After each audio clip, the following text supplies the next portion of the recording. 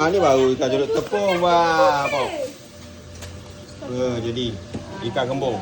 Kembung pula sayang. Kena pula TO. Jadi. Tu kena. Ni apa ni? Air lada. Air lada. Tok-tok mana? Apa? Oh, masuk peha lusa. Besar. Apa? Jadi. Oi, banyak ah. Oh, agak apaan? Mu shopping sungguh. Pandai nak main tikang tu. Oh, nak main tikang. aduh, layan ni. Layan ni tikang. Kau lupa je nak cuci duit. Masuk ketang.